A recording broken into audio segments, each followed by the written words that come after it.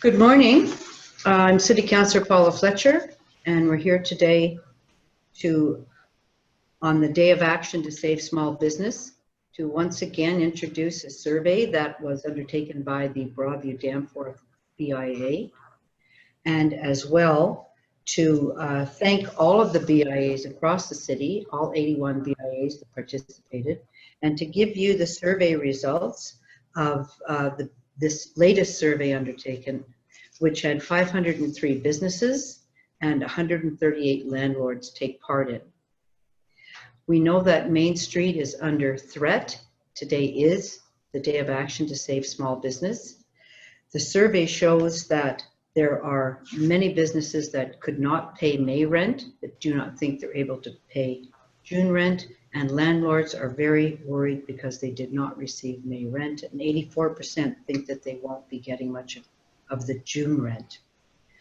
And we'll hear more about how the CECRA program is being thought about by tenants and landlords.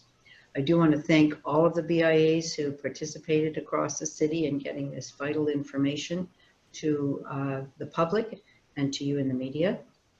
And also to say that the small businesses that belong to the BIA probably employ about 30,000 people, with a failure rate that could be anticipated up to 30%. That would be around 10,000 people. That would be unemployed based on this pandemic in the small business sector, our Main Street sector, place where our neighborhoods gather and community is built with these very important city boards and organizations called BIAs that are there to build business and build community. Today we're going to hear again about the importance of a freeze on commercial evictions, as well as how well the rent relief program that is currently going to be opening very shortly is being thought about and what the uptake might be. I have guests here today. I have Philip Kocev from the Broadview-Danforth BIA, Ginger Robertson from Off the Hook and the Edmund Burke, and Jennifer Jones from the Joy of Dance, and MPP Peter Tabuns. And Philip, I'm going to call on you first for a few remarks about this survey and some of the really important things that you have discovered from the 503 businesses and 138 landlords that answered. Great. Thank you, Paula. And I think just before the session, the full report went out to media, and if not, we'll be sending that out. So you have all the stats. And part of the survey was, as Paula said, we had over 500 tenants and over 100 or around 140 landlords. And a lot of the comments really were helpful, and we thank everybody for that. And I thought I'd start with one of the comments that really do paint a clear picture about how these small businesses are frustrated, with the inability of government to, to really step up and, to bring forward meaningful measures. And so I thought I'd read that. We need government to step up in ways it'd like these programs to bring them forward, but they need to do this now, not in a couple of weeks. We needed this last week. We're in a desperate situation, so please help us now. And I think that really encapsulated both from landlords and tenants how they're starting to feel as we go into month 3. So we have a bunch of the stats that we can certainly answer questions to, but some of the key findings that came out of this report and the recommendations are as follows. We really need to enact that provincial moratorium on commercial evictions and lockouts, or we need to make CECRA mandatory. This would allow time to fix the program and allow people to apply and get the details that they need, and it would give time for money to flow. And so as we know, we're already starting to see some lockouts occur, or people closing down their businesses on their own because they can't make rent. And if they knew that money was coming, that would give relief to both landlords and tenants. The program needs to change to allow commercial business tenants the right to apply for the program. Right now, the way that it is, it puts the entire onus on the landlords to have to go through the process. And we've heard both from landlords and the tenants that is just such a convoluted process that most landlords aren't really even sure how to go through the process. And so putting that in the tenants at least allows them to fill out the paperwork and get the process started. The 70% revenue loss requirement needs to be reduced, as right now it would eliminate nearly 1/3 of businesses from qualifying, as we heard in our survey. So that 70% revenue loss is just too high, particularly for a lot of the, the restaurants, which, run on very small profit margins. So even a 30% revenue loss is putting them in dire need. We need to look at reducing the landlord's contribution to allow landlords and tenants to be able to negotiate how best to cover that remaining 50%. And we saw in our survey results that, there's a bit of a mixed feeling as to whether or not, landlords and tenants should be able to negotiate that, but, certainly some opportunity to change that. The way that it is now, there's a 25% requirement for landlords to contribute. And when you look that 25% is based on the total rent, which includes TMI, that 25% actually becomes much higher to the landlord, because they're now being asked to contribute to, the commercial realty taxes, maintenance, utilities, perhaps depending on the lease agreement. So that 25% actually escalates, beyond that when you look at what the core net rent is that the landlord would collect. The program needs enhanced education and communication on what the program details are. People don't know how to apply. They don't know exactly what the criteria is. The portal's not open. We need to have that open now. I'm not sure that we even properly heard of what the date is. I think it was supposed to start yesterday. Now it may be later this week. So that program needs to open up now. And lastly, the $40,000 loan, which was introduced now a couple of months ago, needs to be expanded further to allow small businesses the ability to qualify and be able to use that loan to cover their portion of the rent payments. One of the questions we asked was, how many qualify? And right now, nearly 30% of those don't qualify for the $40,000 loan, which is quite large. So those are the things that we're asking for, and we'll hear now from some of the businesses on how they've been impacted and their thoughts on the rent relief program. Thank you, Philip. Next up is Ginger Robertson. And Ginger, you own two businesses in the Broadview-Danforth BIA. You own the Edmund Burke and Off the Hook, and you were with us a couple of weeks ago. What's your update on how things are coming along? Do you think there needs to continue to be improvements in this program? Are things getting easier or harder for you or businesses that you're aware of? Well, in the last one that we did like this, I said at the end that the landlords should not be solely, responsible for getting this to the tenants, and that it wouldn't work if we weren't involved in some way, and the survey shows that. My landlord thinks that, and I agree with him, that it's very flawed. There's a lot of loopholes in this. As we know, landlords aren't obligated to participate. You're susceptible to eviction or lockout if they don't participate. What about the businesses that have been completely shuttered? Where are they supposed to come up with 25%? And the loan, although can be used to pay, some of the rent, is meant to get us up and running. And $40,000 does not go very far when you have to restock your entire restaurant or business. In our case, everything's perishable, it's gone. We have to start from scratch. That doesn't go very far, and it's not going to be able to cover rent for most people. I mean, rents are tens of thousands of dollars for a lot of people. So that lasts you 2 months, and then what? How do you pay your fixed costs that we've all been responsible for the last 2 months?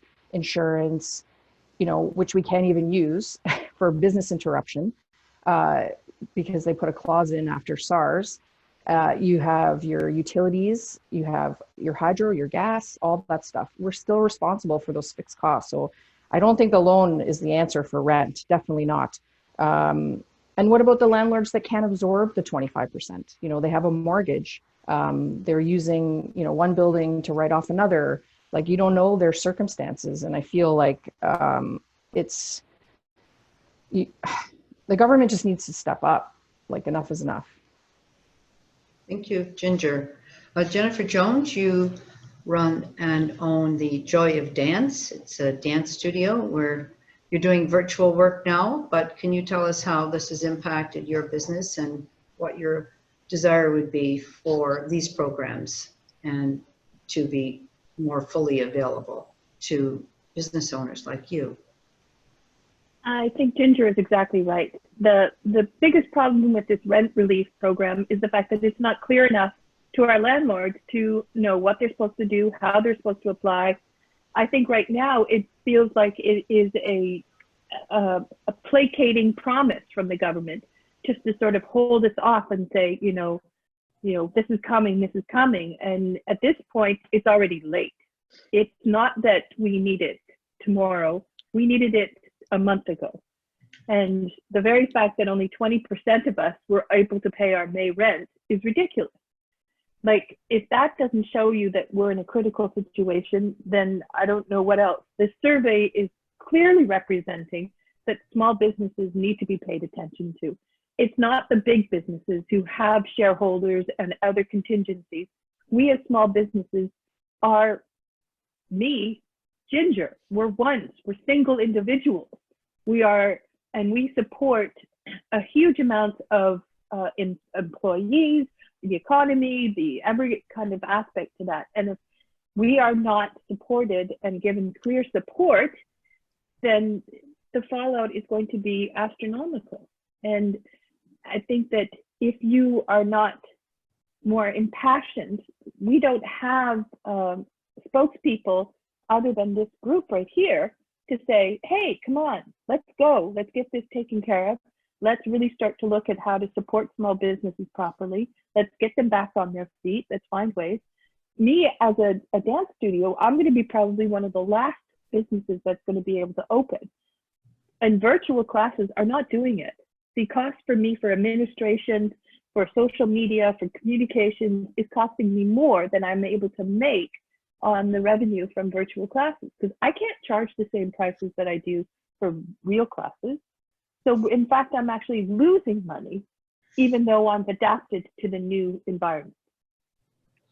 Thank you, Jennifer. And Peter Tabuns, MPP for Toronto-Danforth, you have brought up the issue of a freeze on commercial evictions while this program runs out. Could you please tell us a little bit more about that?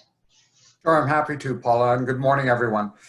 As you've heard, both from the survey and from the business owners on this broadcast this morning, we're facing the loss of thousands of businesses in Ontario, the potential that they will be locked out and shut down for good. Ontario has the opportunity to follow the example of New Brunswick, the example of Nova Scotia, bring in a freeze, a moratorium on commercial evictions so that we can give businesses breathing room, so that we can give time for programs to be sorted out, and so that we can avoid the loss of thousands of small businesses and potentially tens of thousands of jobs if we don't act and act fast. Premier Ford has always said that he's the champion of small business. Well, now's the time. Now's the time to step up and actually save these businesses from being locked out and shut down for good. He has to act now. Thank you very much. I'll now open this to any questions from media, to any of the panelists here. And I do see one, and Ginger, I'm going to give that to you. It is, why is it so important that the tenants have the ability to apply for the CREA, for the business relief? That's a great question. The finance minister anticipated 80% of landlords would participate in this program, and less than 20 have agreed, and the portal's not even open yet. So by those numbers, by their own numbers alone, it's failed. So it has to get fixed. There's lots of foreign property owners that where the tenant has no way to reach their landlord to participate. They're elderly, and they're just like throwing their hands up. It's too confusing. It's like, there's too many ways to say no, to say, I don't want to do this. And you're putting our fate in the hands of somebody that controls it 100%. My landlord did not lock me out. sorry, you know, he didn't lock me out. He's not saying the E word or anything like that, but he also didn't make me shut down. And, you know, the government did, and the government needs to step up. We're going into month 3 and they're leaving us, you know, they're hanging us all out to dry. Most people are going to go bankrupt over this. It's super sad. And somebody needs to ask the premier the direct question of why he has not put a moratorium on evictions and lockouts, period. Why? I want to know the answer. We all want to know the answer. Thank you, Ginger. Jennifer, what about online performance or online sales? The cities, I know there's Digital Main Street that the BIAs all run across the city, but just recently the city has announced a online service or an enhanced online service for business. Is that something that would help you? I think that online shopping or Shopify or any of the programs that Ford is proposing is a further Band-Aid as opposed to concentrating on the fact that we need to get back to a world where we interact. Virtual classes for dance is not doing it. It's not the same. Hands down, my commitment to reopening my business has been growing and growing and growing because our students, our clients, our customers are more committed to the fact that dance is the best therapy for them, and that's dance in a collected group. We're a social, we're a tactile, we're an interactive kind of society, and this isolation is having absolute catastrophe effects. And so if you think that retail and commerce and putting it all online is going to be some sort of solution, it's delusional. That is not who we are as a society. I know the stress levels, the feeling of panic, the depression levels among our teenagers right now is ridiculous. And so it's an interesting idea that, you know, we're going to offer the idea that you get some schooling in Shopify, or online retails, but it's not an answer. What we need to be working towards is how to properly reopen. What do we need to do to prepare our businesses for reopening? What kind of stuff do I have to have in place? I've sprayed all those kinds of things and working towards the positive as opposed to a Band-Aid. Thank you. Philip, there is a question for you about landlords and that tenants, I heard you say tenants and landlords are in this together, but somebody wants to know why the focus on landlords shouldn't being part of this process rather than just tenants. Yeah, no, and I think that that's a good point. It definitely has to be something that's a joint approach, and we heard that in the survey. I don't think tenants are saying, "Oh, we'll take the landlord out completely." And this feedback came from landlords as well, overwhelmingly from landlords, that it said, "You know what? Get the tenants to apply.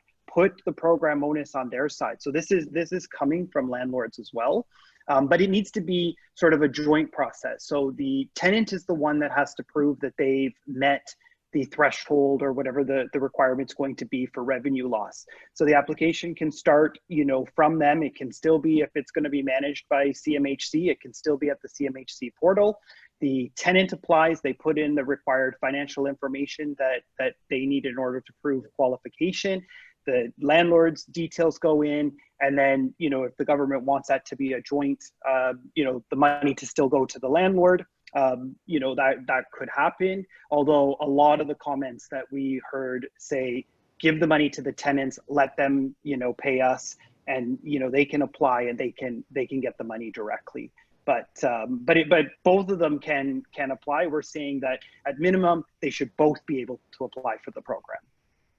Currently, Philip, just to clarify, they can't. It's only the landlord that can apply for Correct. the program at the moment. Yeah, right now the landlord is the only one that can apply, and so if the landlord is disinterested, or they're, you know, not an engaged landlord, and they don't apply or they don't respond to the tenant, there is no process for the tenant to be able to request direct rent relief. And that's what we're saying, you know, needs to be one of the elements that change of the program. That's a tweak that you're looking for the CECRA. Thank you. Yes, definitely.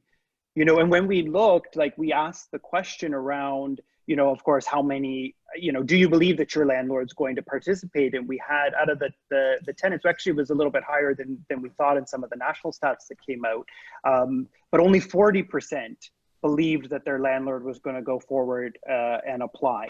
And so that's a really, you know, that's a really low number when we look at the fact that in our previous survey from last month, it was, you know, 85% of landlords and tenants said rent relief was the key element to keeping both their businesses alive.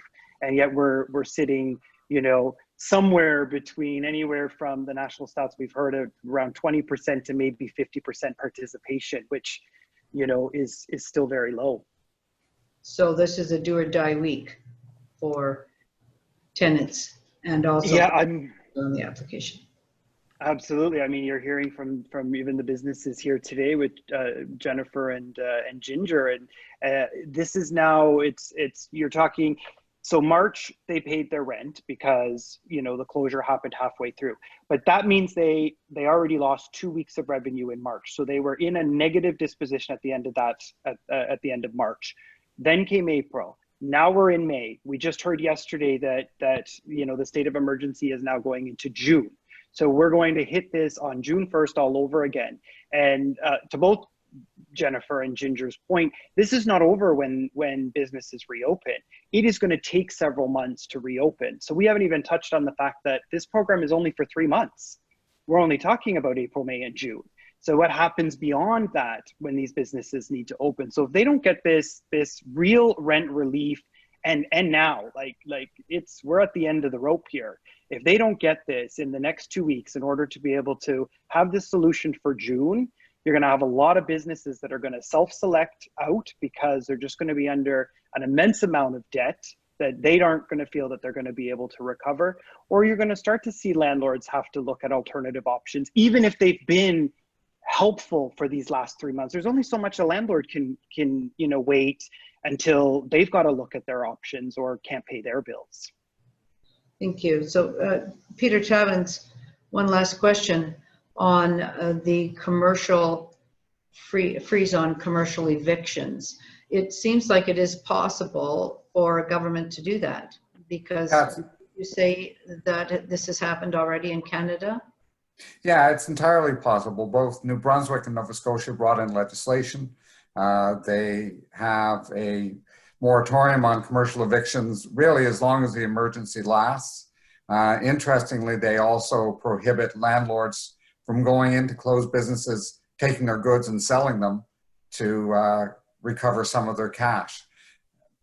I don't see why we here in Ontario could not pass such legislation really within a few days. The model is already there. We can take the legislation from those provinces, modify it for Ontario. I do not think that's going to be very complex.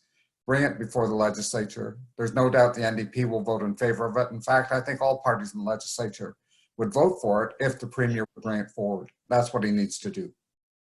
The legislature is going to be meeting again this week. Yep, meeting today and then meeting for 2 days a week starting next week. Starting next week. So is it possible somehow to get this on the agenda?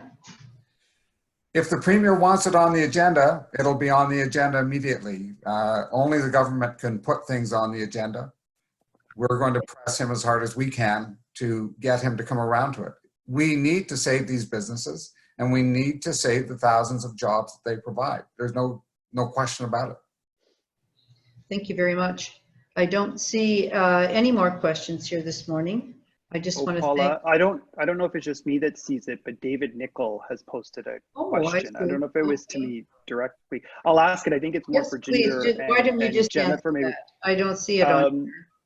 Yeah, I don't know. Yeah, it popped up here as we learn this Go ahead. technology. But, so he's asking, has the province's decision to allow street-facing retail open for curbside pickup provided any kind of prospective relief? Yes, would you like to start that answer? Or Ginger, would you like to start that answer? Because you are offering curbside pickup at the moment. And we are working out. Yep, we are. We just opened the Edmund Burke for takeout this past Saturday. It's not the same. We're a social you know, gathering of people. It's not, you know, I mean, it's helping, it's like a little bit, but it's definitely not the answer. Pivoting is, in this environment when you're in hospitality, it's nearly impossible. I mean, some of us are turning our stores into groceries and things like that. We're paying retail prices for alcohol that you can take to go, which doesn't help. You know, we're paying Main Street rent for our business that's not open. We're not doing these things in our basements or our home office or our garage. You know, we're paying huge rents for empty businesses. And the little bit of takeout you do is not going to cut it. It's not sustainable. You can't have that rent and those fixed costs, you know, forever. We'll go out of business, all of us. I don't know how anyone, you know, I hear this a lot, like, oh, why didn't you have 6 months contingency for your businesses? And I have contingency for my businesses. We just came out of our slow months, January, February, March. We had contingency for our slow months. Nobody has 6 months contingency for zero revenue. It's a ridiculous statement. And I think most landlords would rather defer the rent and get 100% later at a later date. And that's not a solution either, because we're all behind the 8 ball as it is, having to replenish our stock. So curbside pickup for hospitality, it doesn't add up. And, you know, Paula, when we talk about, because this week it was sort of the rules were extended to, you know, to retail. And, you know, what we started to hear when we talked to our businesses and even seeing, you know, across the city, I think a lot of people were confused as to what was even allowed to be happening for the last, you know, 4 or 6 weeks, because a lot of people were doing online retail already and they were doing delivery or, you know, finding other ways of doing drop-offs. So I think some of that was already happening. And now some businesses are saying, oh, was I doing it and I wasn't supposed to? But e-commerce was an allowable you know, sale process. So we haven't answered, you know, to David's question, we haven't necessarily seen a lot of extreme excitement about this, you know, the change to, you know, curbside pickup for retail. I think it's some hope that businesses are seeing that we're moving towards reopening the economy and getting back to normal life. But there's that, you know, there's that feeling that it just, you know, it's still not enough, because how much can you sell if you're just doing it online? And, you know, local businesses are not, they're neighborhood businesses. They gear to people that are, you know, will walk to their storefront or restaurant. They're not set up the same way to be able to do huge online sales and distribution channels the way that the big box stores are. I think the other thing as a BIA that we've heard with those announcements is, as these things start to happen, there's also this fear that now governments are going to start relaxing on the issues and say, oh, well, we're reopening, so things are going to get good and everybody's going to be fine. And so there's that fear that if we don't get these things that we're talking about solution for in the next 2 weeks, that even if we do get to a point where we're reopening in June, the damage is already going to be done. And so that's another fear to this slow reopening, that we lose sight of the need that hasn't come, even though programs and stuff are out there, that relief has not come yet to businesses. Thank you. And Can I just talk? Yes, Jennifer. I think it's really important, like for me, with 90% of dance studios in this world, we're upstairs. So we're the 3rd and 4th floor. We also, in our building, have a restaurant that's on the 2nd floor who's trying to do curbside pickup. But their restaurant, just like Ginger's, is based on experience. Having a drink and having some food at Edmund Burke is one of the most delightful experiences you can have. And that's the social interaction. It's a thing. You can't pick curbside pickup for experience. And so that curbside thing. And then also to say to us as a society is that food and retail is all that we ever want to do in life. That's not enough to get us going back to being whole human beings. And I think it's really important for us to recognize that those other services, chiropractors, physiotherapy, yoga, dance, fitness centers, all those things that keep us as healthy, happy, mentally stable individuals are also a huge priority. They will not, there's no curbside pickup for those. Correct. Correct. Thank you very much. Thank you very much to all of our panelists, Philip Kocev from iPro Realty and the Broadview-Danforth BIA, Peter Tabuns, MPP, Toronto-Danforth, Ginger Robertson, business owner of the Edmund, Burke and Off the Hook, and Jennifer Jones, Joy of Dance. I'm City Councillor Paula Fletcher.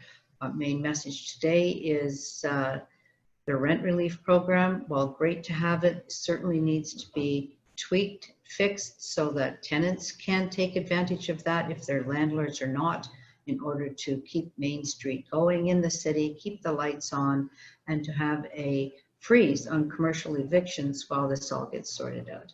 Thanks so much, everyone. I think, Philip, when after the portal opens, perhaps next week you'll have more information about the take-up for this program and more to say on that. So stay tuned, everybody. Thank you for joining us. Thanks, Paula. Thank you. Thank you. Thank you.